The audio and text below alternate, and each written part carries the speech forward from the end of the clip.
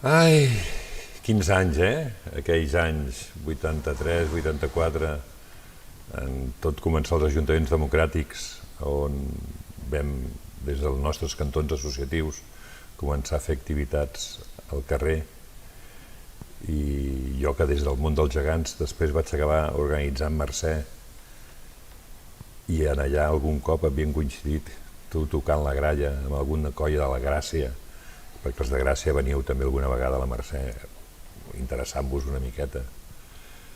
I després va resultar, al cap dels anys, que jo estava treballant a l'Ajuntament de Cultura i tu a Cultura de Gràcia. El món dona voltes. Certament, jo recordo que et coneixia perquè era fàcil no recordar-se de tu, diguéssim, o era difícil oblidar-te, perquè eres un tio molt gran, eres un home gran d'aquests, ostres, que imposaves, vull dir, perquè se't veia d'una hora lluny, entremig de la multitud d'una festa, es veia el Francesc. I deia, no, ui, aquest és de Sants, però està a la plaça Nova i està fent coses, porta coses de l'Ajuntament. Hi havia el Fabregat, el Cordomí, tota una colla de gent que organitzàveu les festes de la Mercè. Allà hi havia el Bienve, la Marta Tatxer, el Víctor Blanes, tota una colla de gent. I nosaltres des de Gràcia, que estàvem a l'Associació de Veïns Vila de Gràcia i amb diverses entitats com l'Ateneu Llibertari de Gràcia i el Badall de Gràcia i jo què sé, hi havia un munt de gent allà. Organitzàvem la festa de Gràcia i l'anàvem transformant també. El fet de fer el primer correfoc ens va engrescar a estrenar el nostre drac en aquell correfoc. Recordo que vam entrar el drac al Liceu, a l'entrada del Liceu, i no vam ser els que el vam cremar, El drac no va fer cap mal. El Liceu va cremar 10 anys més tard. Per això. Però sí que és cert igual vam deixar brasa. El correfoc que anàvem per Rambles, que en aquell correfoc que tu deus ser, jo encara vaig tenir l'honor de portar un drac que li dèiem el Llaunes, que va ser l'únic drac que l'Ajuntament de Barcelona va fer, i que com que estàvem en aquell moment sota el mandat dels artistes contemporani, no van fer un drac normal com a Gràcia, que va fer un drac de cartó-pedra emulant els dracs del Penedès. No, ja nosaltres a Barcelona vam fer el drac de retalls de llauna que semblava un Robocop, que era importable perquè els portadors ens tallaven per tot arreu i algun acabava al clínic no de cremada sinó del tall del drac. I estava rovellat, I estava, perquè era de ferro natural. Era modern. I va durar 3 correfocs, aquell drac. I vosaltres veu ser el primer drac de Barcelona que veu venir a un correfoc, és cert, és cert. Sí, sí, el drac aquest al Llaunes, el drac de Barcelona, realment ens en vam enfotre molt, Va ser molt...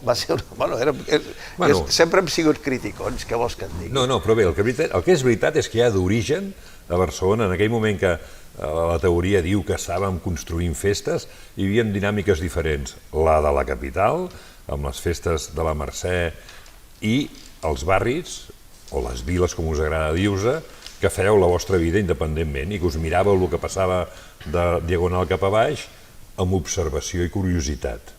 Però eren dinàmiques absolutament en paral·lel, però un al costat de l'altre sense tocar-se. Ja ho dius bé, no vam arribar mai a les mans, no ens vam tocar, però ens miràvem, ens observàvem. De fet, la nostra actitud era una actitud de dir, ostres, veiem que vosaltres teníeu el coixí que us donava la institució de l'Ajuntament de Barcelona, el central, d'alguna manera les festes de ciutat. Hi havia pressupost, hi havia personal, hi havia de tot. Nosaltres érem voluntariat, bàsicament, gent d'associacions.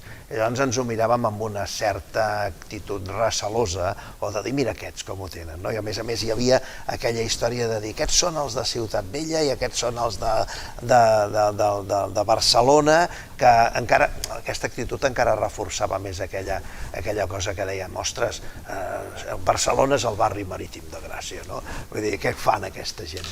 Ara amb el tema de l'escalfament global i amb els anuncis que fa l'Ajuntament de que a Colom l'aigua li arriba fins a la cintura, nosaltres encara tenim el desig antic de portar les golondrines a Fontana. És, diguem, quimèric, però tenir el rompeoles a la plaça del Diamant seria collonut. Potser ho veurem algun dia. Algun De moment, mentrestant, el que sí que vam anar fent és organitzant activitats vinculant el mar a la Mercè. Recordo una preciosa cabalgata de gegants que vam fer arribar-los tots per les golondrines i que va ser la primera que des del món associatiu, o sigui, la coordinadora de geganters, que en aquell moment jo n'era el president, l'Ajuntament va encarregar-nos a la gestió, que venien de fer-ho amb comedians, amb un grup professional, i era el primer cop que el món associatiu de la ciutat organitzava directament un acte de la formal festa major. Aquells temps del 80 eren temps de primavera, eren temps de bullici, eren temps de creativitat. I jo penso que a tots els barris, i concretament a Ciutat Vella, i tot el que representava l'acció que vosaltres portàveu a terme des del mateix Ajuntament i des de les associacions del barri, Sants incorporant-hi també, en el teu cas, va ser un moment brillant, un moment realment per recordar en la història de la reinvenció de la cultura popular a la ciutat de Barcelona i, per definició, tot el que Barcelona és capaç d'experimentar i tenir èxit, irradia a tot el país, allò que ara en diuen territori. Vull dir, el país es va beneficiar de l'experiència que es va dur a terme a la ciutat real de Barcelona. Els dos nuclis de barris amb teixit associatiu a darrere i que han sigut una miqueta com allò de Vilanova i Sitges, Sants i Gràcia, però a la vegada tenia el cor i l'amor a Ciutat Vella i per tant a Ciutat Vella participava d'aquesta il·lusió de voler vincular-se a les festes institucionals de la Mercè, però paral·lelament Sants feia amb la nostra vida, és cert, i a Sants també, amb un teixit associatiu que venia tant de la petita embrionària festa major que quedava, però sobretot el que va haver-hi allà és la vinculació dels moviments polítics, sobretot del SUC, que portaven el moviment veïnal del Centre Catòlic de Sants, que va ser aquells grans manifestacions de Sants, ni pas elevat ni Museu del Tramvia, perquè reclamaven el que després va ser el centre cívic de les cotxeres de Sants pel barri, i això va donar peu a que afluixés i aflorés uns dracs, uns diables, uns gegants, que en aquell sentit, mira, des de la meva vivència de geganter de Plaça Nova, allà vaig conèixer geganters antics de la ciutat que explicaven a Sants hi havia uns gegants als anys 50, i això va donar peu que jo anés a remoure la parròquia de Santa Maria de Sants i allà hi acabés trobant uns gegants a dintre d'un armari, en el mateix moment que els artistes plàstics de Sants estaven creant uns gegants nous, que són el Xava i la Xinxa, i Sants, de no tenir gegants, es van trobar de cop i volta cap allà l'any 87 amb dos parelles. I és cert que els dos moviments de barris anaven aflorant, mentre que Barcelona anava fent la seva via de la mà de l'Ajuntament i sobretot les entitats de Ciutat Vella, el que ara li agraden dir-se Barcelona Vella, que són els que tenien més vinculació, però vaja. Però no obstant, això és la nostra feina o diversió que fèiem amb els moviments associatius, però pels dos cantons diferents. Tu en aquell moment diríem que eres mestre i graller i jo era comercial de Rompujol i geganter, i per diferents vies ens vam trobar després a dintre de l'administració, o sigui, formem part d'allò que les entitats socials van entrar a l'administració als anys 90 amb els ajuntaments democràtics, i llavors ens retrobem, tu portant cultura de Gràcia i jo treballant a cultura dintre del que en aquells moments era l'Institut Municipal de Barcelona Espectacles, que era l'organització de Grec, Mercè i Mercat de les Flors, i tu com a responsable impulsor d'activitats des del districte de Gràcia i jo com a treballador dintre de l'Institut de Cultura amb les festes de la Mercè, Carnaval, Santa Eulàlia, i allà va ser un altre retrobament, ja no en el carrer fent festes, sinó en despatxos que ens portaven a intercanviar opinions sobre la programació cultural de la ciutat. Una de les característiques que defineix la nostra època i la nostra gent, la gent del nostre moment, aquell dels anys 70-80, és que la gent jove d'avui en dia, quan els hi expliquem les nostres històries, ens diu, ostres, però esteu molt polititzats, la gent d'aquella època. I és que realment, si tu t'hi fixes, estàvem en el moment de reinvenció d'una administració democràtica a Barcelona i a Catalunya. Estàvem tornant a ocupar els carrers d'una forma més o menys lliure. estàvem apropiant-nos, apoderant-nos dels carrers i de l'espai públic, del carrer. Estàvem fent-ho tot molt en clau de rehabilitació de la democràcia, rehabilitació democràtica. Jo recordo haver facilitat que impremtes de Gràcia poguessin publicar, editar, gairebé de forma clandestina, el ban del Carnaval de Gràcia, els passaports de Gràcia, la moneda de Gràcia, el Madí, que tot això era dintre de l'àmbit carnavalesc. Totes aquestes accions es feien entre les associacions i amb el suport municipal, però no explícitament a vegades, diguéssim, via subvenció, sinó potser assumint... No, via que podria, ara es diria coproducció, que era treballar junts. Exacte. Coses que ara, treballàvem, ens repartíem són bastant feines i impensables, l'executàvem. Ara, amb aquests 30 anys, la complicitat de l'administració i l'evolució també del món social ha canviat, evidentment. Havia hagut un canvi important. En aquells moments els dos havíem actuat quasi bé, com des de l'administració podíem pagar colles simplement anar a l'interventor, demanar-li un taló i donar-li. Ara, qualsevol tràmit és farragós. Abans era molt més fàcil. Però no es perd un esperit que es té o no es té, això l'estem vivint, que és des de l'administració, per nosaltres sempre ho hem vist com una intervenció de generar i recolzar dinàmiques, i hi ha altra gent que té un posicionament més d'imposició d'activitat. Hi ha una actitud burocràtica, hi ha una actitud de sensibilitat, d'activisme cultural.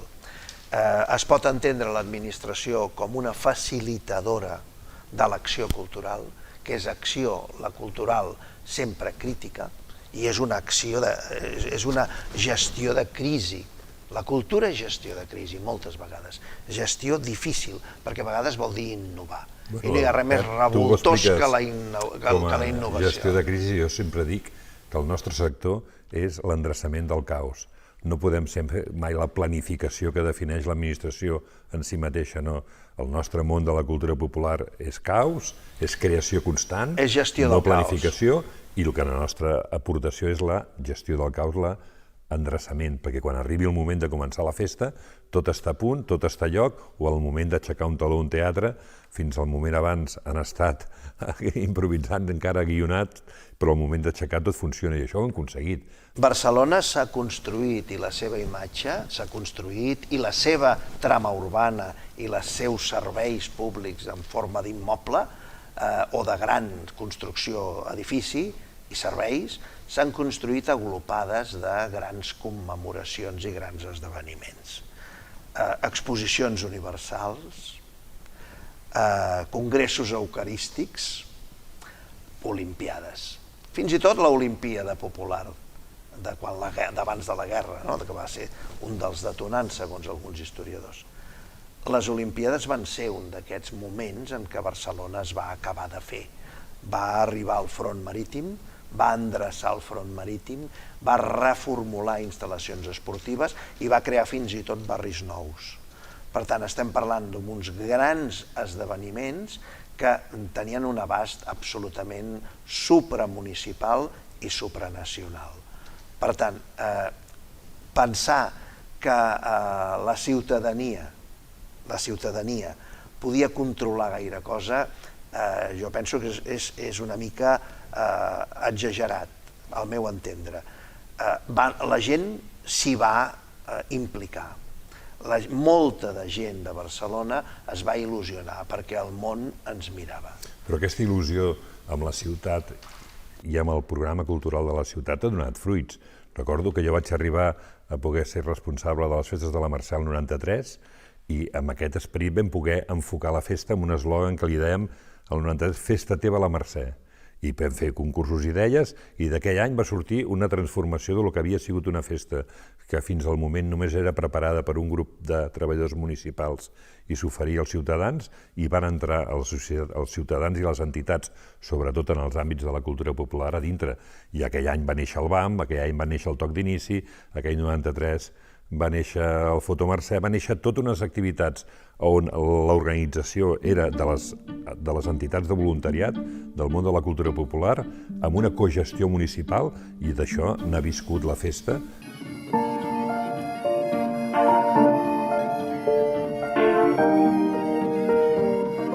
Amb aquesta pregunta de triar 3 moments festius, doncs allò que diuen en castellà, difícil me lo ponen, però bé, hauré de llançar-me i disparar.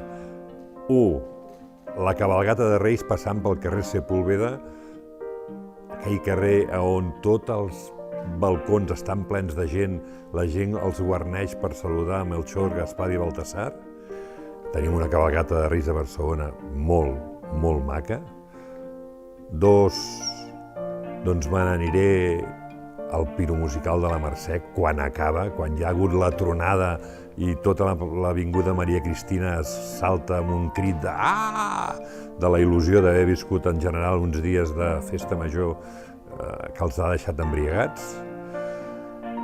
I un altre pel misticisme i la relació que té el moment que a Gràcia s'encén el fogueró de la plaça de la Virreina, després de que el seguici de les colles ha sortit de l'Ajuntament i el Toni Torrents, acompanyat d'alguna de les autoritats, però l'important és ell, veure com als seus 80 molts agafa un branquilló encès i amb la il·lusió d'una canalla, amb els seus 80 anys, encén la foguera i comença la nit dels foguerons de Sa Pobla a Gràcia. Un carrer de festa major a Gràcia, guarnit, amb un cel ple de fantasia. Una fantasia que dura el sospir que dura una festa, 7-8 dies. Una nit de festa major amb un sopar de veïns a sota el carrer, on es desdibuixa la diferència d'un i altre, i on s'igualen les diferències, on tots som iguals o igualment diferents.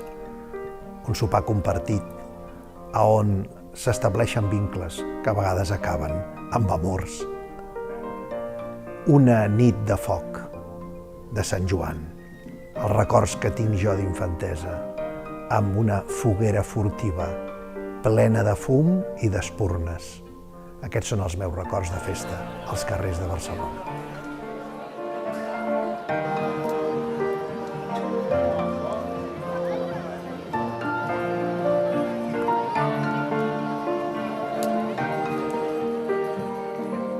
Però vam tenir un moment fàcil que va ser la gran participació de voluntariat de l'Olimpiada de Barcelona. Això va ser una bona excusa. Mils i mils de voluntaris en aquelles Olimpiades, que va tenir una continuïtat i la gent es va descobrir que ells podien participar en els actes des d'una forma no només d'espectadors sinó de protagonistes, i evidentment això va ajudar i va donar envalentonar gent a passar. Ho veig d'una manera un pèl diferent. Jo penso que la gent ja ho sabia que podia participar, la gent ja som voluntaris culturals a les associacions. El que passa és que en aquell moment l'administració municipal va obrir portes perquè també necessitava ajuda, perquè no ho podia fer tot sol, i va aprofitar la potència, el valor, l'autoritat d'aquestes associacions i d'aquesta gent que ja estava avesada a ser voluntaris culturals i socials, portant gegants, fent castells, tirant carretilles, tot això, fent de músics, de grallers, de timbalers. Tota aquesta gent va abraçar aquesta idea i s'hi va incorporar. I per mi això es reprodueix cada any a cada un dels barris de Barcelona amb les seves festes majors. Una nació sense capital és una nació decapitada, ho he dit moltes vegades. Aquesta actitud de veure amb recel la Barcelona capital és una actitud que no és bona pel país.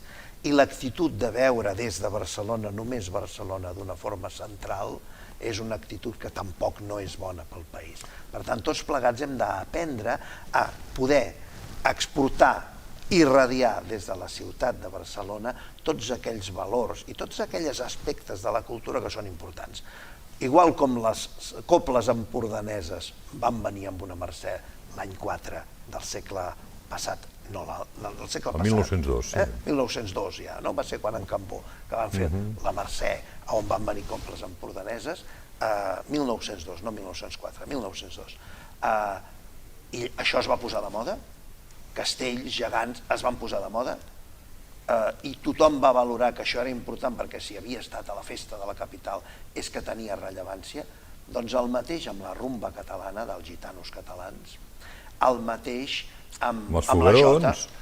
Ara mateix, Barcelona en aquest sentit sempre ha sigut importadora, reelaboradora i exportadora de fenòmens culturals del seu àmbit de països catalans, de tots els territoris de parla catalana. Ara mateix hem de veure com, en els últims 20 anys, la forma de celebració de Sant Antoni, això que alguns en diem la festa major d'hivern dels països catalans, hem acollit i importat a Barcelona costums de celebrar Sant Antoni des de les illes o des de baix als ports, els hem portat a ciutat, n'hem fet la festa nostra com són ja els 27 anys de Foguerons de Sa Pobla, però aquesta influència exportadora ara fa que la celebració de les illes, la celebració de la nit de Sant Antoni poblenca, no només es faci a Barcelona, a Gràcia, sinó que s'ha exportat a barris, en aquests moments un conjunt de 5 barris de la ciutat, però està ja arribant a diferents ciutats del país, del Principat, que ara estan fent celebració Sant Antoni model Illes i l'anem reelaborant i exportant. La sensibilitat vol dir, en aquest cas, que jo penso que s'ha portat prou bé, és saber ser aparador, altaveu d'allò que passa al país, valorar-ho, diguéssim, enaltir-ho, celebrar-ho, aplaudir-ho, veure que és molt important, que, com dic jo a vegades, hi ha la mateixa distància entre Barcelona i Amposta que entre Amposta i Barcelona. I a vegades això no sembla ser veritat, perquè costa molt que un barceloní se'n vagi a Amposta. En canvi, costa ben poc que una persona d'Amposta vagi a Barcelona. Les Terres de l'Ebre, com se'n diuen ara. Ha canviat molt, d'una forma, jo penso, radical. Jo he tingut el Canalero al Tradicionarius, quan fèiem el Tradicionarius, quan jo estava implicadíssim, encara ho estic, però vull dir, quan vam començar el Tradicionarius, vam portar el Canalero. El Canalero era una persona importantíssima, rellevant, una senyera, diguéssim, de lo que era la jota a les Terres de l'Ebre i el cant repentista. Avui en dia no es pot dir que Barcelona i que el país gira l'esquena a la jota i a les Terres de l'Ebre i a la seva tradició, o al guitarró. Al contrari, avui en dia a Barcelona es balla la jota i en el mapa dels llocs on es balla la jota surt la nit bruixa de Sant Antoni, Sa Pobla a Gràcia, on veus places senceres amb gent jove ballant la jota. Per tant, ja no es pot afirmar que és que estem divorciats. Al contrari, s'ha anat vertebrant el país, el territori, s'ha anat relligant la salsa de tot plegat. La gent ja pot viure a Barcelona sent de l'Ebre i sabent que aquí també podrà ballar la jota. Aquí, ha estat a finals d'aquest any passat, que jo em vaig quedar sorpresa a la plaça de la Virreina de Gràcia, veure una rifa del Quinto, una gran festa amb la plaça absolutament atapeïda de gent jove. Com si estiguéssim a capdavant, no? Doncs ja està. Per què? Doncs perquè està exercint de capital. És la gent que fa la capital. Som la gent que fem la capital. I els poders públics, les institucions, les associacions i les administracions capitalines han de tenir aquesta sensibilitat d'entendre que ser capital vol dir mirar el territori, ser sensible i escoltar el territori, i el país, i que tothom del país que tingui ganes de fer coses a la ciutat les pugui fer. Per exemple, al Museu Etnològic i de Cultures del Món vam programar els forns d'oli de Ginebra de Riba-roja d'Ebre. Molta gent es feia creus. Fins i tot gent d'aquelles terres deia, coi, com és que ho fan a Barcelona? Coi, haver-te espavilat i haver-ho fet tu. És tan digne fer-se a Barcelona com fer-se a Riba-roja. Va venir l'alcalde, va venir tot el poble, una gentada, 1, 2 i 3 i 4 vegades. Els vincles que s'han creat són enormes. Riba-roja tenia ganes de ser coneguda per alguna cosa més positiva que no un abocador o una fàbrica química, m'explico? Igual com Tarragona, igual com Reus, igual com Vilanova, igual com Sitges. Llavors, si tenim una actitud positiva, tot això encara que no hi arribem del tot, pensem a on haguéssim arribat fent el contrari. Hem de tenir actituds positives, constructives. Hem de ser tots gent. Un arrossaire del Delta s'entendrà amb un arrossaire xinès encara que no parli xinès. I dirà, tu com ho plantes això? I l'altre li parlarà en xinès i li explicarà. I en aquest sentit de viatges d'anada i tornada, aquesta Mercè tindrem una ciutat convidada que és una mostra d'això, que és l'Havana, on podem explicar i veure com la influència cultural, històrica, d'anades i vingudes ens és molt present a casa nostra, des del que parlàvem abans de la rumba, però fins i tot amb moltes altres facetes que no només són les musicals. Per tant, mira, pot ser un bon exemple ja per anar acabant, pensar en quan mostrem des d'aquest programa la Mercè de l'Havana que hem viscut a Barcelona, com ens ha mostrat aquests viatges d'anar i tornar de les diferents cultures. Ho farem bé si ho construïm des de la base, si ho construïm des de baix. Si tenim en compte la gent cubana que viu a Barcelona. Que en són molts i molt organitzats. Si a partir de la gent construïm projectes de gent, llavors haurem fet diana. Si ho fem de dalt a baix, haurà passat senzillament com un foc d'encenalls. Tot projecte cultural és laboriós, difícil. No fas el que et dóna la gana, no fas el que vols des d'una administració. Ho has de fer amb la gent. I si ho fas de forma sincera i sensible, llavors tots assolim l'èxit. Ei, ben dit, Pep.